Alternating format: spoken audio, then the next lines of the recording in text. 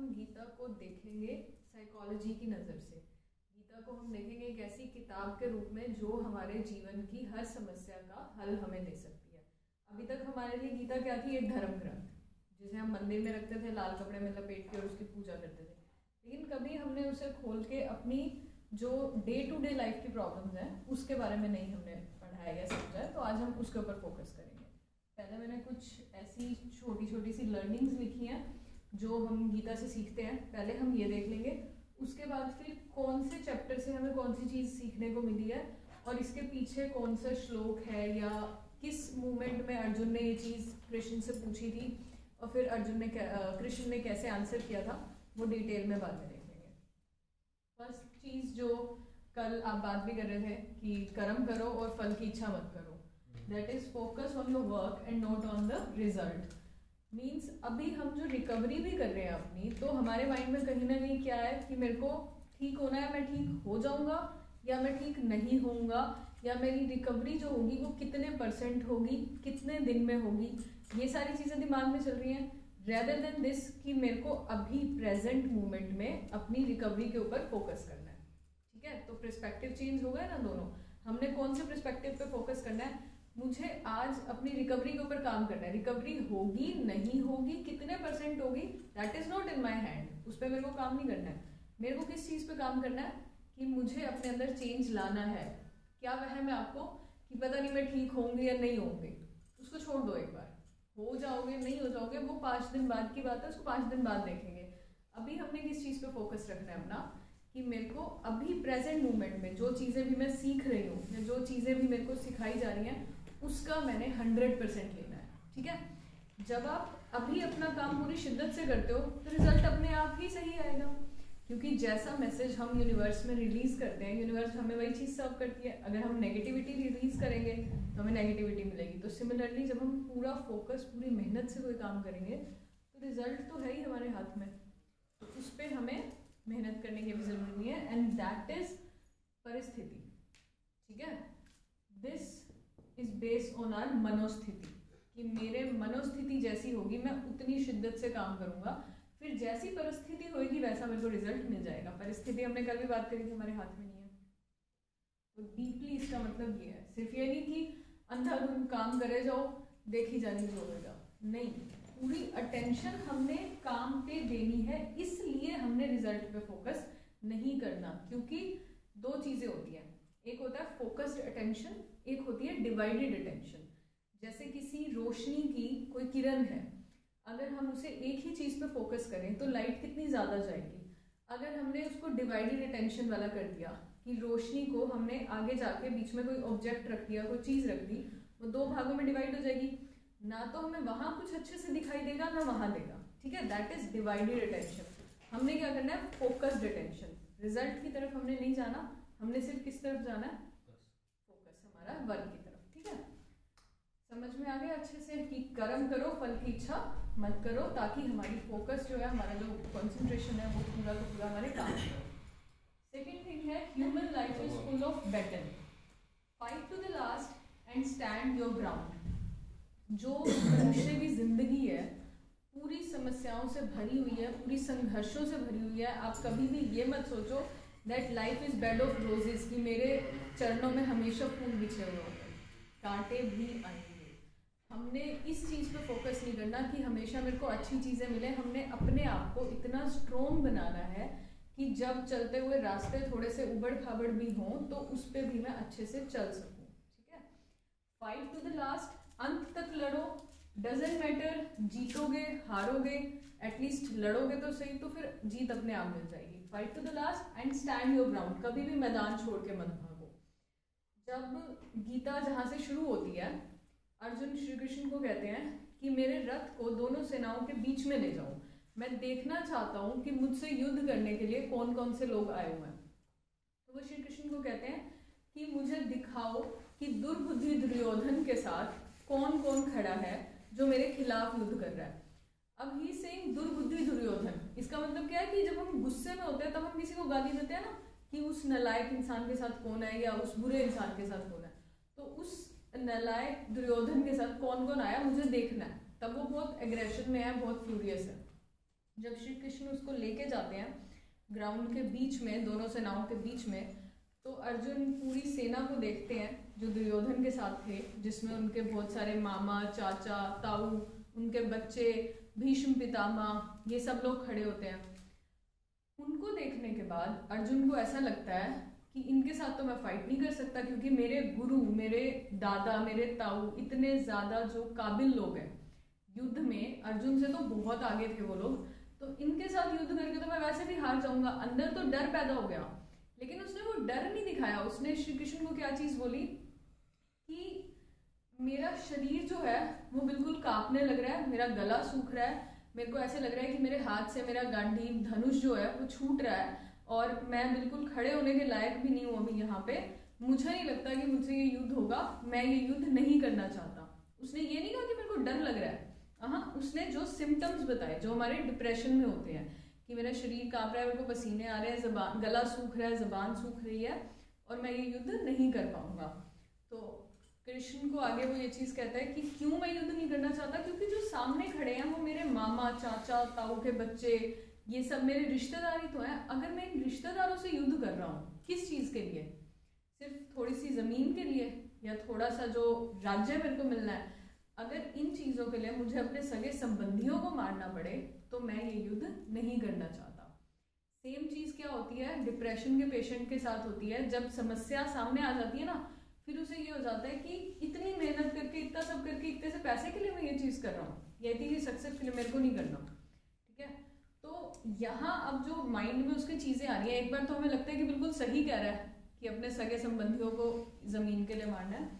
आगे वो अर्जुन कहता है श्री कृष्ण को, अगर मेरे को इन लोगों को मार के पूरा ब्रह्मांड भी मिले ना, तीनों लोगों का राज भी मिले, तो मैं वो भी नहीं लेना चाहूँगा। फिर धरती की तो बात ही क्या है कि मेरे को एक टुकड़ा मिल रहा है ज़मीन का। तो श्री कृष्ण उसको कहते हैं कि ठीक है, अब तू ये सारी बातें बोल रहा है, लेकिन अब तेरे दिमाग में क्यों आ रही है ये चीज़ें? जब तुम युद्ध के मैदान तक पहुँच गए हो, 1 साल पूरा इन्होंने युद्ध की प्रिपरेशन करी थी अज्ञातवास में रह के कि हमें कौरवों के साथ युद्ध करना है, क्या तब दिमाग में नहीं आया था? जब युद्ध के मैदान में आ रहे थे, क्या तब नहीं पता था कि मेरे को वहां जाके अपने सगे भाइयों पे ही तीर चलाना है, अपने ताऊ के बच्चों पे ही तीर चलाना है? कब आई ये सारी चीजें? जब प्रॉब्लम को फेस किया, जब सामने प्रॉब्लम आई तो दिमाग में ये सारी चीजें आई। तो जैसे अर्जुन के पास श्री कृष्ण थे गाइड करने के लिए, उस डिप्रेशन से, उस एंजाइटी से 18 अध्यायों में श्री कृष्ण ने निकाला अर्जुन को, वैसे ही हमें अपने आप को निकालना है गीता को पढ़ के। कुछ मैं हेल्प करूँगी, कुछ राजेंद्र सर करेंगे, बट वही स्थिति जो अर्जुन की थी उस समय पे, वही स्थिति हमारी होती है हर परिस्थिति में, और हमारे पास हमेशा 2 रास्ते होते हैं, ठीक है। तो सही रास्ता हमने कैसे चूज करना है वो हम गीता से भी सीखेंगे और अपने अंदर से भी उस चीज़ को लेके आएंगे। तो आपको नहीं पता आप अपने युद्ध में जीतोगे हारोगे, वो चीज़ मैटर नहीं करती है। मैटर क्या करता है कि आपने अपनी फाइट लड़ी है, ठीक है। हार नहीं माननी है कि मैंने कल कोशिश करी, मैं नहीं निकल पा रहा हूँ चीज़ों से, तो मुझसे नहीं होगा। होगा या नहीं होगा वो बाद की बात है, मैं लड़ूँ तो सही, मैं गिर के उठूँ ही ना, तो फिर उस चीज़ का क्या फायदा। Third thing, desires will come and go in your mind. क्या होता है, बहुत सारी इच्छाएं हमारे अंदर आती हैं, कभी कभी वो इच्छाएं गलत भी होती हैं, कभी कभी सही भी होती हैं। ज़रूरी नहीं है कि हर इच्छा के ऊपर हमने काम करना है, ठीक है। कुछ इच्छाओं को हमें इग्नोर भी करना होता है, कुछ पे हमने काम करना होता है। जैसे गीता में क्या हुआ था कि जब जुआ खेल रहे थे पांडव और कौरव, तो उनको एक मोमेंट ऐसा आया था जब उन्होंने अपनी बहुत सारी चीज़ें दाव पे लगा दी थी और वो ख़त्म हो गई थी, और अब उनके पास दाव पे लगाने के लिए कुछ नहीं था। लेकिन अब उस समय पे अगर वो अपनी इच्छाओं पे कंट्रोल कर लेते कि मेरे को आगे जुआ नहीं खेलना है, तो ये युद्ध कभी होता ही ना, वो द्रौपदी को दाव पे ना लगाते और वो सारी चीज़ें बाद में ना होती। तो ज़रूरी नहीं है कि हर डिज़ायर को हम ट्रीट करें, ठीक है। विचार, इच्छाएं, भाव, ये सब हमारे मन में आएगा, उन्हें देखना है दर्शिता भाव से कि मैं सिर्फ एक देखने वाला हूँ, और उसके बाद उसको क्रॉस करना है आगे, ठीक है। ज़रूरी नहीं है हर चीज़ के बारे में आप डीपली सोचो कि ये चीज़ ऐसे होनी चाहिए थी, वैसे होनी चाहिए थी, इसके बारे में मैं ये कर लेता। उससे क्या होगा, आप ओवर थिंकिंग के शिकार होते जाओगे, ठीक है। कोई भी इच्छा आई कि आज मैं ये चीज़, काश मैंने 4 साल पहले ये चीज़ करी होती ना, तो आज ऐसे होता, फिर ये चीज़ होती, फिर वो हो जाता, वो एक डिसीजन जो गलत था वो उस टाइम इस चीज़ की बजाय ऐसा हो जाता। दैट इज ओवर थिंकिंग, ठीक है, कि फिर हम उस जाल में फंसते चले जाते हैं, उससे हमने बचना है। तो ये चीज़ हमने हमेशा ध्यान रखनी है, ठीक है।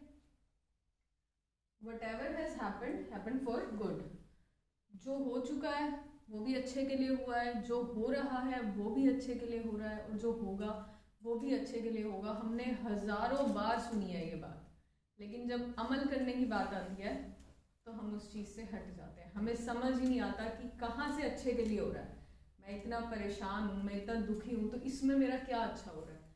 लेकिन हम ये भूल जाते हैं कि जो कोयला सबसे ज़्यादा तपता है, हीरा वही बनता है, ठीक है।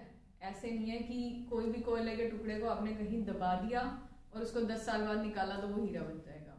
नहीं, इतनी डीप खदानों में इतने हजारों साल दबे रहने के बाद एक हीरा निकलता है। तो जो हुआ है वो अच्छे के लिए हुआ है, बिल्कुल हुआ है। हमें बहुत सारे एक्सपीरियंसेस मिले हैं लाइफ में, हमें बहुत सारी लर्निंग्स मिली हैं। जो हो रहा है ये हमारे अच्छे के लिए ही हो रहा है, क्योंकि जो हमारा प्रेजेंट है ना, यही हमारा फ्यूचर बनाएगा। और यही सोच के हमने हर काम करना है। अगर किसी भी चीज़ को लेके आप हार मान के बैठ गए ना कि आज मैं बैठ जाता हूँ, कल देखूंगा कि मैं ग्रो कर पाऊंगा या नहीं, तो कल के लिए आपने अपने आप को आज ही खत्म कर दिया, ठीक है। आज की मेहनत ही कल को बनाएगी। कभी भी ये मत सोचो मुझे मेरा फ्यूचर बनाना है। फ्यूचर आपके हाथ में नहीं है, आपके हाथ में आपका प्रेजेंट। आपको अपने प्रेजेंट में बेस्ट देना है। सुबह उठते ही ये सोचना है मुझे मेरा आज का दिन, अपनी जिंदगी का सबसे अच्छा दिन बिताना है। मुझे नहीं पता कल क्या होगा क्या नहीं होगा, आज मुझे जिंदगी जीनी है। आज मुझे सबसे हंस के बोलना है, आज मुझे सबसे अच्छे से बात करनी है। मेरे को अपने दिल में कोई ग्रजेस नहीं रखने, किसी के लिए कोई द्वेष भाव नहीं रखना। और जो मेहनत करनी है, जो स्ट्रगल करना है, जो डिसीजन लेना है, वो मुझे आज ही लेना है। कभी कभी हम किसी डिसीजन के लिए काफी टाइम तक टालते रहते हैं उस चीज को। ठीक है, सोचूंगा इस चीज के बारे में, कल देखूंगा, परसों देखूंगा। नहीं, आज सही समय कभी भी आता नहीं है, सही समय हमेशा बनाना पड़ता है। तो कोई भी काम करना है तो सही समय पे सही काम करेंगे। नहीं, सही काम करने के लिए हर समय सही होता है, बस हमें डिसीजन लेना होता है कि आज मैंने सोच लिया ना कि मैंने रिकवरी करनी है, मैंने ठीक होना है, तो आज ही मेहनत करनी है उस चीज़ पे। क्योंकि फिर आज जो हमने इतनी सारी मेहनत कर ली ना, कल हमें और आसानी होगी। अगर हम कल पे डाल देंगे, फिर हम परसों पे डाल देंगे, तो फिर हम कभी कर ही नहीं पाएंगे। तो प्रेजेंट मोमेंट में फोकस करना बहुत ज़्यादा ज़रूरी है। Change is permanent, nothing in this world is permanent. पूरे संसार में कोई भी चीज़ परमानेंट नहीं है। सिर्फ क्या परमानेंट है? बदलाव। तो जीवन में जब भी उतार चढ़ाव आ रहे हैं, जब भी कोई चीज़ बदल रही है, चाहे वो परिस्थिति है, चाहे वो रिश्ते हैं, चाहे वो सिचुएशन है, चाहे वो आपका स्टेटस है, वो बदलेगा ही। कोई भी चीज़ जब हम कोशिश करते हैं कि ये ऐसे ही चलती रहे, वो कभी भी नहीं होता। लाइफ में हमेशा चेंज को एक्सेप्ट करना पड़ता है। और ये यूनिवर्सल ट्रुथ है कि सिर्फ बदलाव ही परमानेंट है, बाकी सारी चीज़ें क्या है? टेम्परेरी। एक समय के बाद हर रिश्ता, हर माहौल, हर परिस्थिति, हर व्यक्ति का स्टेटस बदलता ही बदलता है। जीवन भर कभी एक जैसा नहीं रहता है। तो अगर हम इस चीज़ का स्ट्रेस लेके बैठ जाए ना कि ये इंसान बदल गया, या मेरा वक्त बदल गया, कल मैं अच्छा था आज मैं बुरा हो गया, या मेरे साथ ये सिचुएशन ऐसे बदल गई, क्यों ऐसे हो गया, मेरे साथ ही क्यों हुआ है, तो हम हमेशा क्या करेंगे? स्ट्रेस लेके ही बैठे रहेंगे। जब हम ये चीज़ समझ जाएंगे ना कि बदलाव तो निश्चित था और बदलाव तो होगा ही, तब हमेशा स्ट्रेस फ्री रह जाओ। Fear factor is disability. सबसे बड़ा जो अपंग होना है वो ये नहीं है कि आप शरीर से अपंग हो। अपंगता कहाँ है? मन में। आपने देखे होंगे हजारों लोग ऐसे जिनका कोई ना कोई अंग नहीं होता है, माउंट एवरेस्ट चढ़ जाते हैं, इतने बड़े बड़े स्पोर्ट्स में इंडिया के लिए मेडल्स लेके आते हैं, इतनी बड़ी बड़ी अचीवमेंट कर जाते हैं। हमारे पास सब कुछ होते हुए भी हम एक आम इंसान की तरह जिंदगी जीते हैं और फिर चले जाते हैं और दुनिया हमें नहीं पहचान पाती। तो अपंगता जो है ना, जो डिसेबिलिटी है, वो सिर्फ और सिर्फ हमारे दिमाग में है। जब हमने मन से सोच लिया ना मैं तो कुछ नहीं कर सकता, तो चाहे हमें 2 हाथ की जगह भगवान 4 हाथ दे दे, हम तब भी कुछ नहीं कर सकते। और जिसने मन में ये ठान लिया ना कि मैंने जीवन में कुछ करना है, फिर डिसेबिलिटीज़ भी उसका रास्ता कभी नहीं रोकती हैं। तो अपंगता कहाँ है? सिर्फ हमारे दिमाग में, और हमने उसको निकालना है। A man makes his life based on his beliefs। कल भी हम ये चीज़ बात कर रहे थे कि जैसा हम सोचते हैं वैसा हम अपने जीवन को बनाते हैं।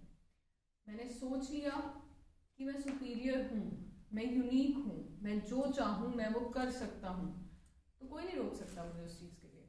और अगर मैं अपने मन में ये चीज़ लेके बैठ जाऊँ कि नहीं, मेरी जीवन में ही सारी समस्याएं हैं, मेरे साथ ही ऐसा होता है, मैं तो अपनी लाइफ में कुछ भी नहीं कर सकता, तो अगर मैं कुछ करने लगूँ भी ना तो हड़बड़ाहट में वो काम क्या होगा? नुकसान हो जाएगा, गलत तरीके से हो जाएगा। तो हमें कोई और नहीं बनाता, हमारे अंदर या दूसरा जो सामने वाला व्यक्ति है जिसको हम आइडियल मानते हैं अपना, या जिससे हम कंपैरिजन रखते हैं, उसके पास कोई स्पेशल चीज़ नहीं होती। सेम दिमाग उनके पास है, सेम हमारे पास है, सेम शरीर उनके पास है, सेम हमारे पास है। सिर्फ और सिर्फ फर्क किस चीज़ का आता है? सोचने का, नज़रिए का, रिसेप्शन का, हमारे बिलीफ सिस्टम का। जैसा हम मानते हैं वैसे ही हम हो जाते हैं।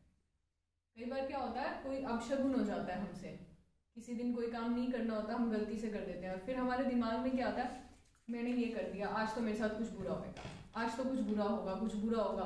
सोच सोच के हम अपने साथ कुछ ना कुछ बुरा कर लेते हैं, फिर हमें लगता है मुझे पता था ये तो होना ही था क्योंकि मैंने ऐसा कर दिया था। तो that depends upon our belief system. वो सारी चीज़ें हमारे बिलीफ सिस्टम पे डिपेंड करती हैं। काम हमने यहाँ पे क्या करना है, सिर्फ और सिर्फ अपने बिलीफ सिस्टम को चेंज करना है। जिस तरीके से, जिस नज़रिए से हम सोच रहे हैं उसको हमने चेंज करना है। समझ रहे हो? तो कुछ सिंपल से पॉइंट्स हैं, उनको मैं थोड़ी देर में एक्सप्लेन करूँगी। तब तक जो ये पॉइंट्स आपने सीखे हैं ये आप नोट